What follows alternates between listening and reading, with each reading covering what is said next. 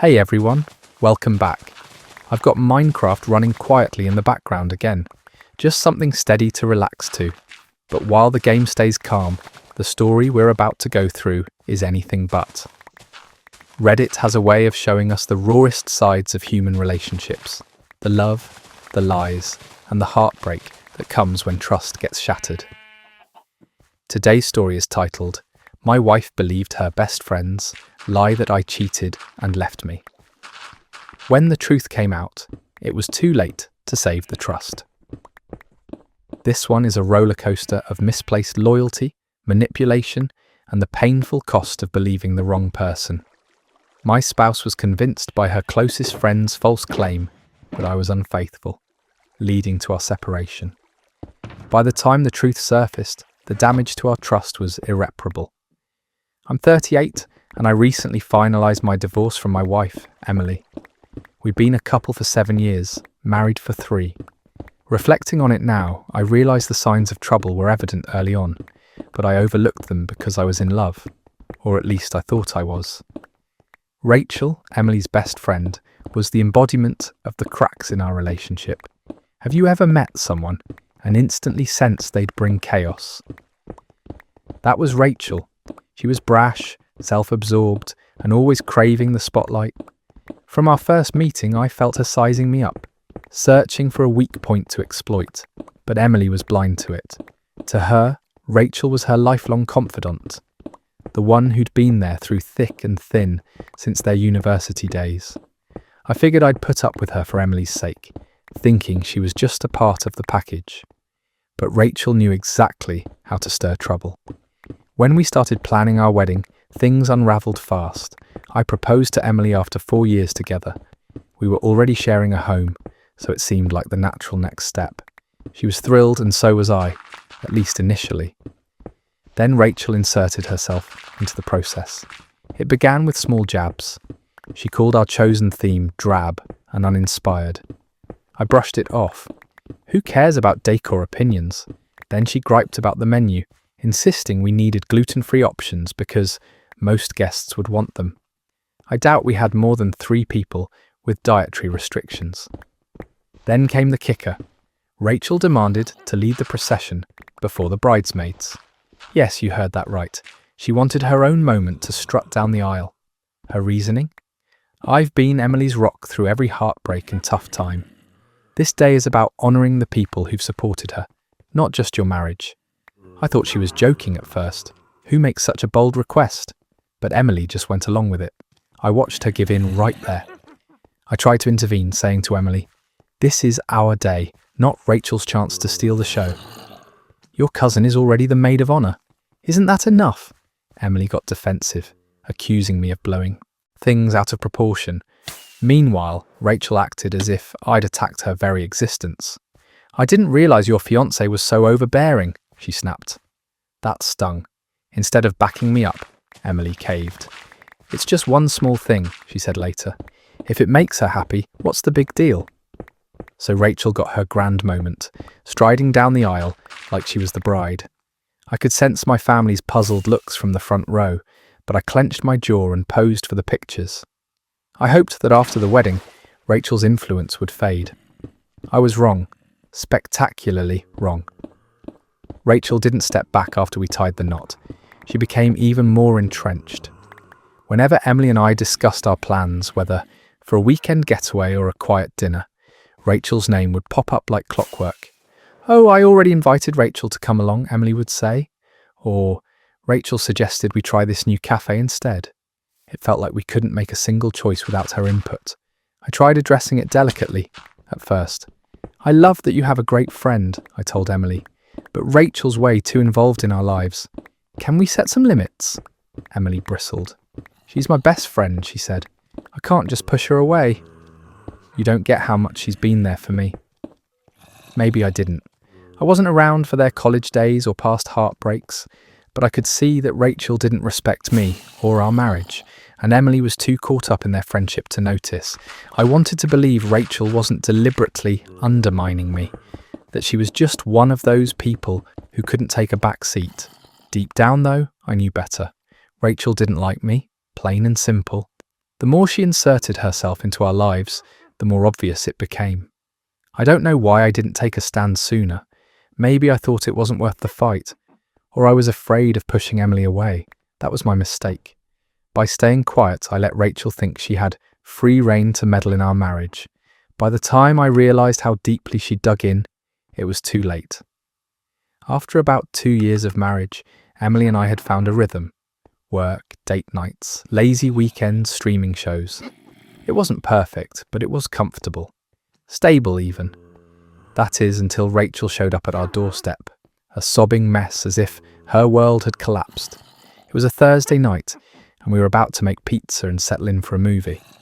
I was slicing peppers when the doorbell rang. Emily answered, and within moments, I heard Rachel's wails.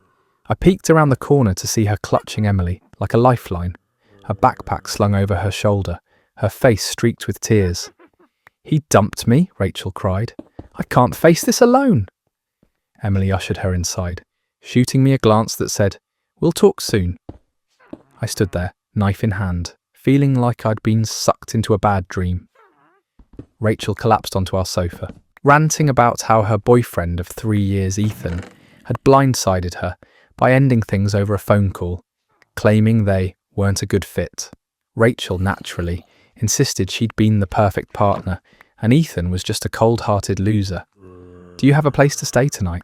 Emily asked softly.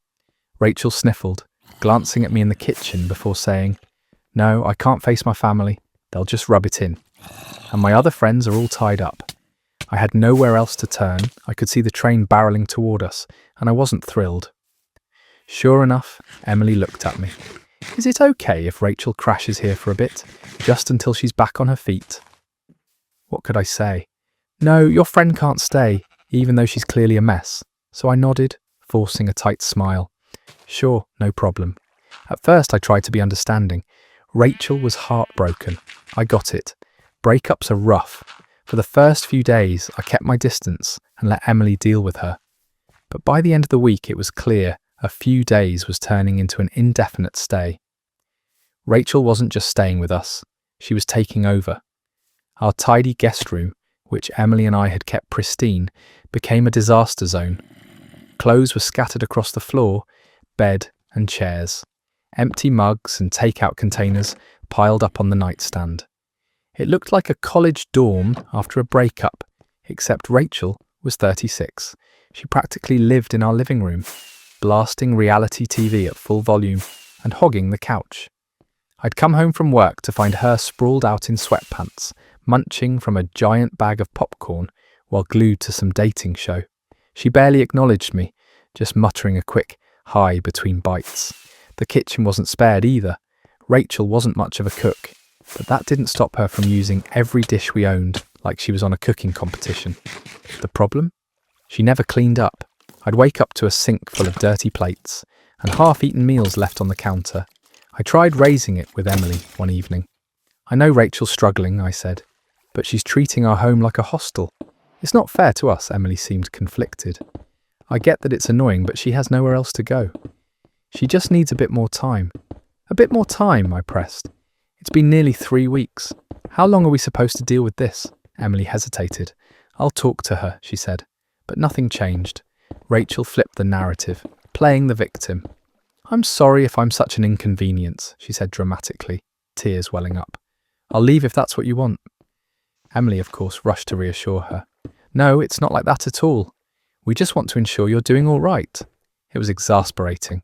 Rachel had a knack for manipulating Emily, and Emily fell for it every single time. The breaking point came about 5 weeks later. One Sunday afternoon, I stepped into the garage to grab some gear for a home repair project I was tackling. To my shock, I found my hammer, wrench, and other tools scattered across the workbench. Rachel was lounging on a stool, decorating a stack of random metal scraps with garish fluorescent paint. "What's going on here?" I asked, gesturing at the chaos. She glanced up, completely unfazed. "Oh, it's for my healing process.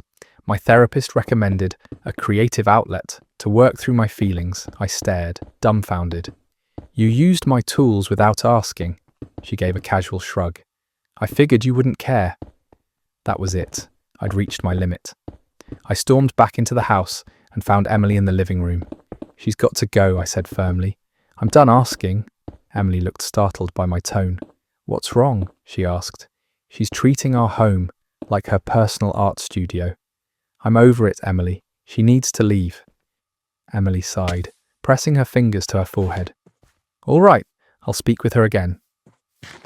This time, I wasn't leaving it to Emily. I sat them both down and laid it out clearly. "Rachel, we've done everything we can to support you, but it's been over a month. This isn't working for us. You need to start looking for somewhere else to stay." Rachel didn't take it well. She accused me of being heartless, claiming I couldn't understand her pain. "You're tossing me out when I'm at my lowest," she said, glaring at me. "What a great friend you are." I didn't let her guilt trip sway me. "I'm not throwing you out today, but you need to find another place." "We've given you enough time." Emily looked conflicted, but for once didn't side with Rachel. Within a week, Rachel was gone, leaving in a huff, muttering about how I'd always been controlling and Emily deserved better. As she drove off, I felt a sense of relief wash over me. For the first time in weeks, our home felt like ours again. Still, I knew Rachel wasn't done causing trouble. The real damage from Rachel hit on an ordinary Friday afternoon. Emily had gone out for her usual coffee meet-up with Rachel. I wasn't thrilled about it, but I'd stopped commenting on their get-togethers months ago. What was the use? Rachel was a fixture in Emily's life, no matter what I said. I stayed home, planning to use the quiet time to tackle some chores. Nothing major, just picking up a few things from the store, doing laundry and tidying the garden. When Emily got back, I was in the kitchen, unpacking groceries. I greeted her as usual, but something felt off. She barely responded, muttering a quick, "Hey," before heading straight to our room. I stood there, holding a bag of oranges, wondering what I'd done to upset her. Maybe she was just worn out, I thought, and went back to sorting the groceries. But Emily stayed distant all day. She avoided looking at me, gave curt answers to my questions, and spent most of her time scrolling on her phone. I asked a few times if something was wrong, but she brushed it off with, "I'm okay." She clearly wasn't. I figured Rachel had dumped some of her usual drama on Emily, and she just needed space to process it. That night, though, things got stranger. After dinner, she barely touched her meal before heading to bed early. When I joined her later, she was curled up on the far side of the bed, pretending to sleep. I lay there, staring at the ceiling, trying to piece together what was happening. The next morning, I decided to confront it head on. "Emily, what's going on? You've been acting off since you got back from coffee." She hesitated, avoiding my gaze, then said, "I need to ask you something, and I need you to be honest." "All right," I said, a pit forming in my stomach. "What is it?" Finally, she looked at me, her face a mix of anger and pain. "Were you with another woman yesterday?" I blinked, completely thrown. "What?" I said, baffled. "What are you talking about?" Her tone sharpened. "Rachel said she saw you in a parking lot. She said you were in your car, kissing some woman." For a moment, I was too stunned to respond.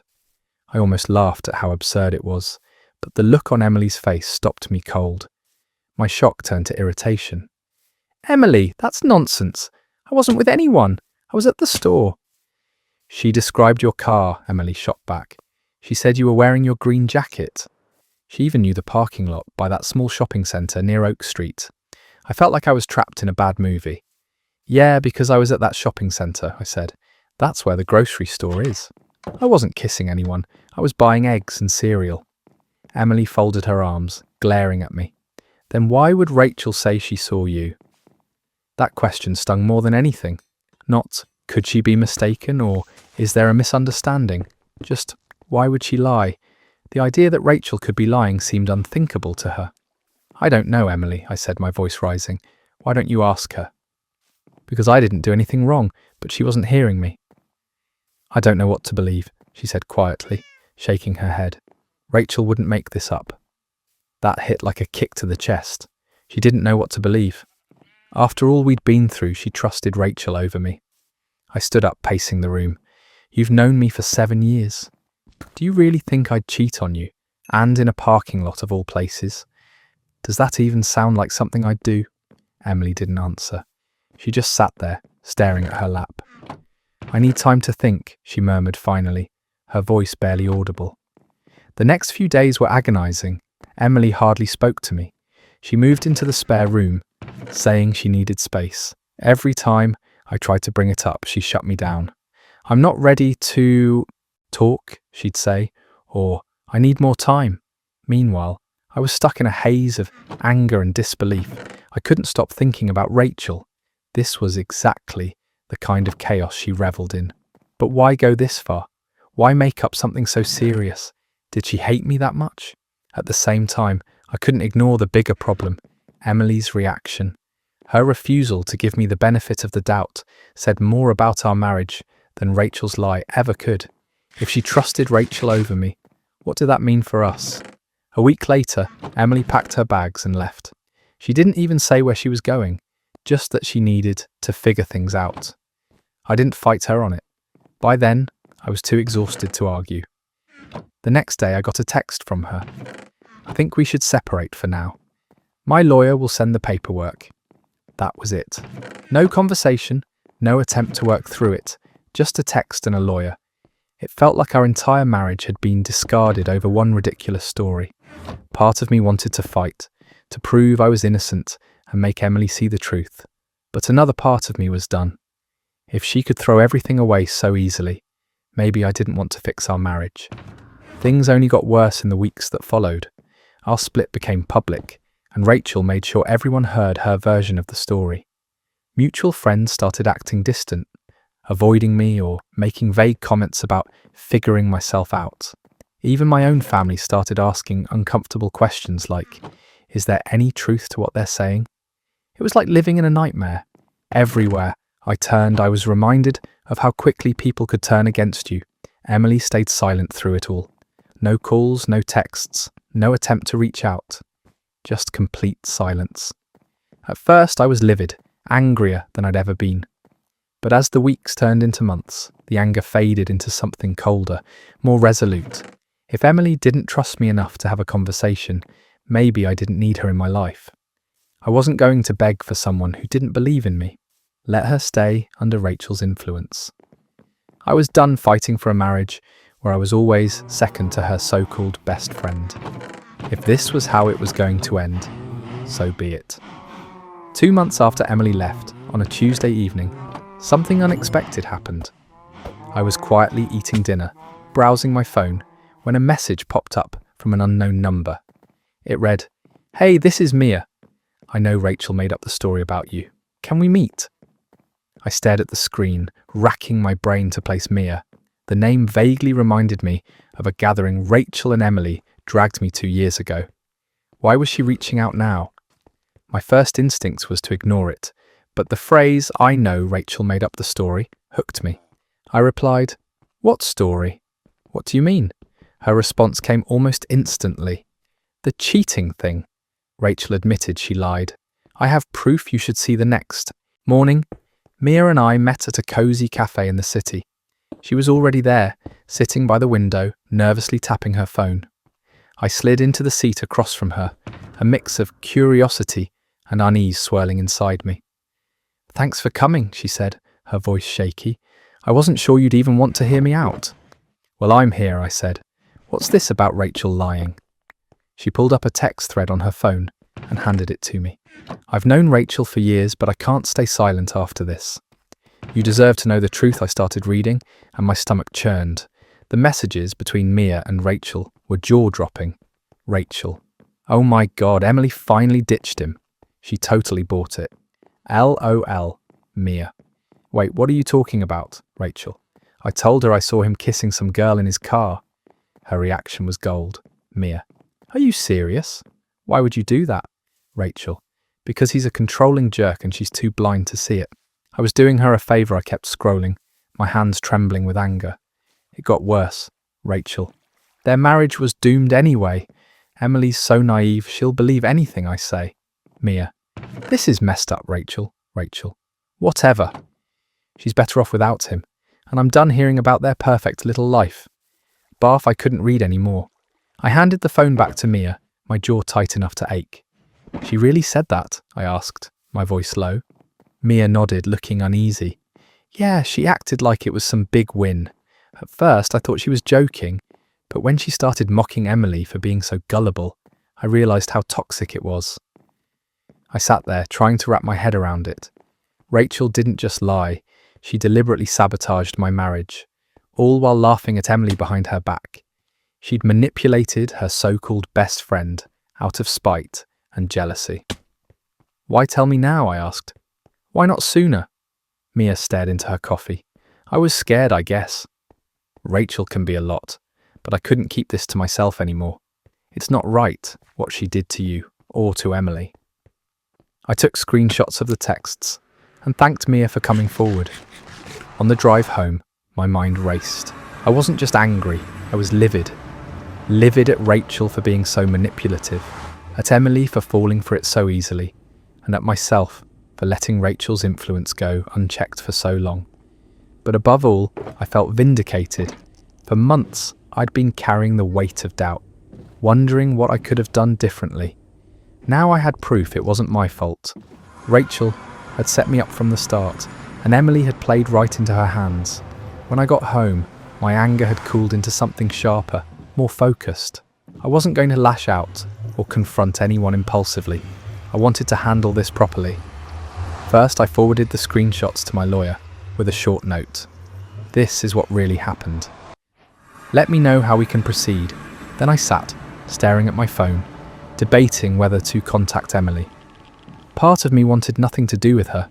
She'd already shown where her loyalties lay, but another part felt she deserved to know the truth, even if it changed nothing. After a moment, I typed, "We need to talk." It's important her reply came faster than I expected. "What's this about?" I kept it brief. "I have proof Rachel lied. Can we meet? You need to see it." There was a long pause before she responded. "Okay. Tomorrow. Where?" I suggested a park near her new place. She agreed, and that was it. I wasn't trying to win her back. I was past that. But I needed her to know the truth, if only to clear my name. Part of me wanted to just send her the screenshots and let her deal with the fallout, but I knew I had to stay calm. I didn't want her thinking I was being dramatic or bitter. When Emily arrived at the park, she looked guarded, almost anxious. She was dressed simply in a sweater and jeans, but the confidence she once carried was gone. She gave a small nod when she saw me and walked over. "What's going on?" she asked, her arms crossed tightly. I didn't waste time. I pulled out my phone, opened the screenshots Mia had given me, and handed it to her. "Read these," I said evenly. Emily frowned, confused, then took the phone and started scrolling. At first, her face was blank, but as she read, her expression changed. Her eyes widened, her lips parted, and by the end, she was pale. She handed the phone back, her hands shaking. "She lied," she whispered, almost to herself. "Yeah," I said, keeping my tone steady. "She made it all up to break us apart and apparently thought it was funny." Emily sat on the bench beside me, staring at the ground. "I didn't know," she said softly. "I never thought she'd—" "You never thought she'd lie to you?" I cut in, sharper than I meant to. "That's the issue, Emily. You didn't think. You didn't even pause to question her. You just believed her and threw me away." She winced but stayed silent. "Do you know what it's been like?" I continued. "My friends, my family, even people at work started treating me like I was some kind of creep. All because you didn't take a moment to ask me what happened." Tears welled in her eyes. "I thought I was doing the right thing," she said. "Rachel's been my friend for years. I trusted her. That trust cost us our marriage," I said bluntly. Emily looked at me, tears streaming down her face. "I'm so sorry," she choked out. "I didn't know." "I swear that's the problem," I said, my voice softer, but still firm. "You didn't know because you didn't give me a chance. You trusted her more than me, and that says everything about how you viewed our relationship." We sat in silence for a few minutes, the weight of it all hanging between us. Then Emily spoke again. "I'll cut her out," she said quietly. "I won't speak to her again. We can work on this. We can try therapy, figure it out. I'll do anything." I sighed, running a hand through my hair. Part of me wanted to believe her, but the truth was, the damage was done. She'd chosen Rachel over me, without a second thought. "I don't think we can fix this," I said finally. "It's not just about what Rachel did. It's about how easily you believed her, how little you trusted me." "That's not something we can just patch up," Emily cried harder. "I was an idiot," she said between sobs. "I should have talked to you. I should have trusted you. Please, just give me another chance." I shook my head. "I'm sorry, Emily, but I can't. This isn't just about forgiveness, it's about trust. And when that's gone, it's nearly impossible to rebuild." She kept crying, and for a moment, I almost felt sorry for her. But then I remembered the nights I'd spent alone, questioning what I could have done better. The friends who distanced themselves because of Rachel's lies. The times I doubted my own worth because Emily had discarded me so easily. That killed any pity I felt. "I think we both need to move on," I said, standing up. "I wish things had turned out differently, but this is where we are." Emily didn't try to stop me. She just sat there sobbing into her hands as I walked away. I didn't look back. For the first time in months, I felt like I was in control of my life again. That evening, Emily sent me a lengthy text, pouring out apologies and pleading for me to reconsider. I didn't reply. There was nothing left to say. Rachel's deception may have sparked the collapse, but Emily's lack of faith in me was the real reason our marriage crumbled. At this point, I had no interest in trying to salvage something that was already shattered beyond repair. Instead, I shared the screenshots with a few mutual friends who distanced themselves from me. I didn't add any explanation, just let the texts speak for themselves. Within hours, my phone lit up with messages of regret and support. One friend wrote, "I can't believe Rachel did that. I'm so sorry for doubting you. You didn't deserve this." Another said, "Let me know how I can make this right." It felt good to be validated, but I wasn't eager to reconnect with people who'd been so quick to assume the worst. If they could turn on me that easily, I didn't want them in my life anymore. I didn't bother confronting Rachel. What would be the point? She'd already shown her true colours, and I wasn't about to give her the satisfaction of knowing how much chaos she'd caused. Still, word got around. A few days later, a friend, Lauren, called me and said, "You won't believe this, but Rachel's basically been cut off by our circle." Apparently, once Mia shared the screenshots with a few others, the story spread like wildfire. Rachel tried to spin it, claiming she was only looking out for Emily and that I was manipulative and toxic, but no one bought it. "She's unravelling," Lauren said, chuckling. Out of curiosity, I checked Rachel's social media using a private browser. Sure enough, she was posting rants about how her fake friends had turned on her when she was just trying to help. One post read, "Guess some people can't handle the truth. I stood up for Emily when no one else did, and now I'm the villain. Pathetic." The comments weren't kind.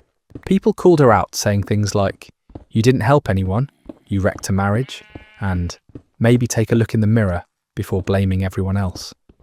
It was gratifying to see her finally face the consequences of her actions. Meanwhile, Emily's life was falling apart. She'd moved back in with her parents after everything unravelled, and from what I heard, things were tense. Her mum, who'd always been wary of Rachel, was furious when she learned the truth. A mutual friend told me about a heated argument between Emily and her mother. Apparently, her mum said, "You threw away a good man for a liar." How could you be so foolish? It was harsh, but not entirely wrong. Emily was trying to piece her life back together, but it wasn't going well. Her attempts to reconnect with old friends got mixed reactions. Some were willing to forgive, but most kept their distance, wary after seeing how quickly she'd turned on me. "She seems miserable," Lauren told me during one of our rare chats. "Like she's trying to act strong, but it's obvious she's regretting everything." A few weeks later, Rachel got fired from her job. Mia, who still worked with her, sent me a quick text. "Thought you'd want to know, Rachel got let go today." Apparently, Rachel's reputation had followed her to the workplace. Once her co-workers heard about what she'd done, they started avoiding her. She'd always been a source of drama in the office, but this was the final straw. Her boss eventually noticed the tension and let her go, citing team dynamics as the reason. I'd love to say I felt bad for her, but I didn't. Rachel had spent years manipulating people and stirring up trouble, and now she was finally paying the price. My life, on the other hand, kept getting better. Months later, I bumped into Mia at a local cafe. We ended up chatting for a while, and she filled me in on the latest gossip. Emily reached out to Rachel a few weeks ago, she said, rolling her eyes. Can you believe it? What happened? I asked, genuinely curious. Emily tried to apologize, saying she wanted to move forward, Mia explained, but Rachel just laughed and called her pathetic, saying she was better off without her. I shook my head, half amused, half astounded. Typical Rachel, never takes accountability, Mia grinned. Yup, they're both getting what's coming to them. Looking back, I can't say I'm happy about how things played out, but I'm grateful for where I am now. Rachel and Emily's toxic friendship was a disaster waiting to happen, and I was just caught in the crossfire. In the end, they tore each other apart, and I got to walk away with a fresh start. It's funny how life works sometimes. Karma doesn't always come quickly, but when it does, it hits hard. Emily and Rachel learned that the hard way, and I'm okay with it. They made their choices, and now they're living with the fallout. As for me, I'm moving forward, building a life that brings me peace, surrounded by people who truly value me. That's the best outcome I could have asked for. Reading this story left me gutted and furious, yet oddly satisfied by the end. The betrayal of Emily's blind trust in Rachel, who maliciously sabotaged a marriage with a lie, hit hard. How could someone be so quick to believe a friend over their spouse of 7 years? The pain of being doubted by friends and family, all because of Rachel's manipulative stunt, felt so raw and unfair. But seeing Rachel's world crumble as her lies caught up with her, and Emily grappling with regret, brought a bittersweet sense of justice.